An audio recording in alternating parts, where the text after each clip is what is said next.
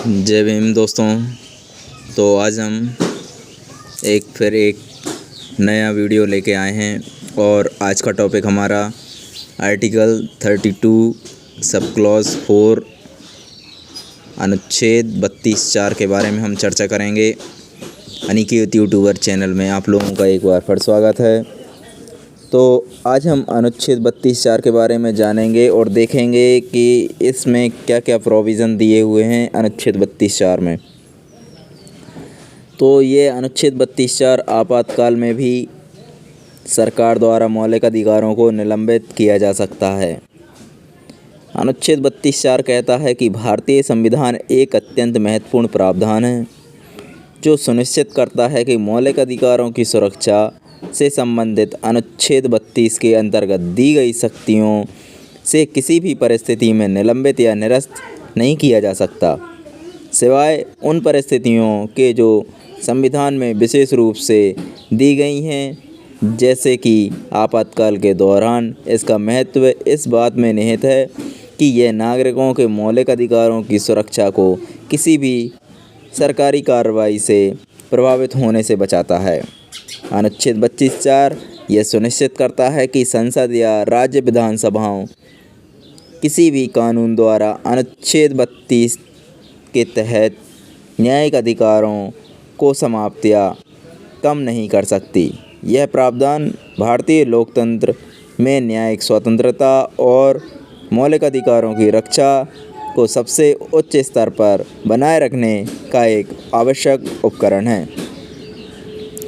अनुच्छेद 32(4) इस अनुच्छेद द्वारा प्रदत्त अधिकार को इस संविधान में अन्यथा उपबंधित किए अवसरों के अतिरिक्त निलंबित नहीं किया जाएगा।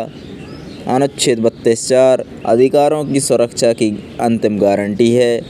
यह प्रावधान यह स्पष्ट करता है कि मौलिक अधिकारों के संरक्षण के लिए दिए गए अनुच्छेद 32 के तहत नागरिकों का न्यायालय में जाने का अधिकार स्थायी और अनुलंघनीय है, सिवाय उन स्थितियों के जो संविधान में विशेष रूप से वर्णित हैं, जैसे आपातकाल। अनुच्छेद 359 के दौरान यह प्रावधान मौलिक अधिकारों के संरक्षण की सर्वोच्च गारंटी है और यह सुनिश्चित भी करता है कि कोई भी सरकार या संसद संविधान द्वारा निर्दिष्ट शक्तियों से परे जाकर इन अधिकारों को निलंबित नहीं कर सकती।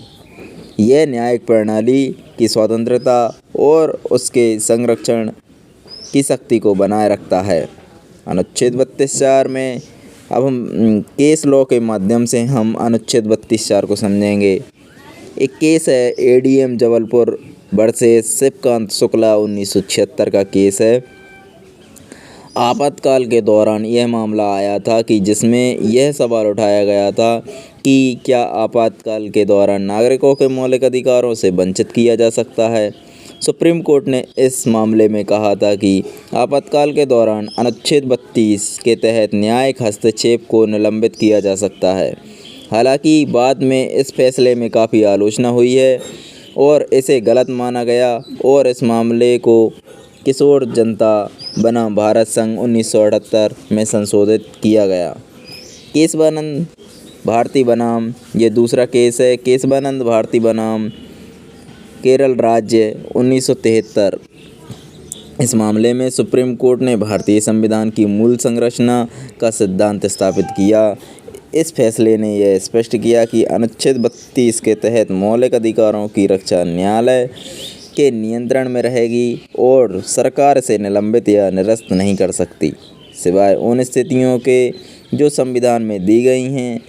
तीसरा केस इंदिरा गांधी वर्सेस राजनारायण 1975। इस मामले में इमरजेंसी के दौरान मौलिक अधिकारों के उल्लंघन की शिकायत की गई थी।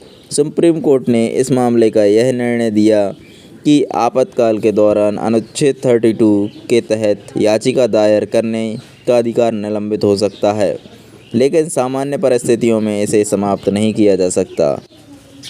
Case law 4 Vineet Narayan versus state union 1997।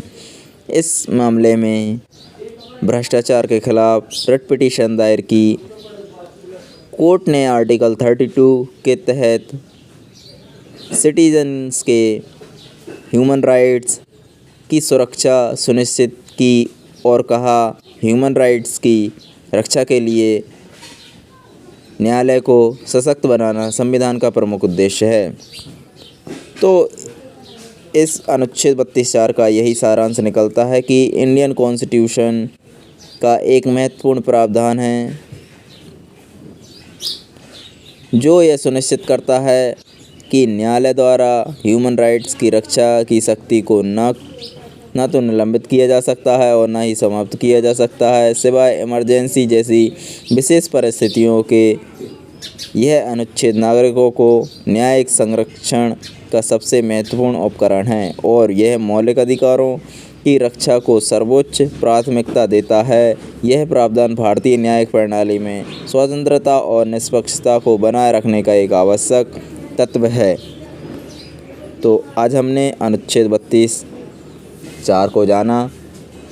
अब आपको ये वीडियो कैसा लगा हमें कमेंट करके ज़रूर बताएं और वीडियो यदि अच्छा लगा हो तो आप ज़रूर शेयर कर दिया करें, क्योंकि यदि आपके माध्यम से किसी और का भला हो रहा है तो आपको भला करने में कोई परेशानी नहीं है।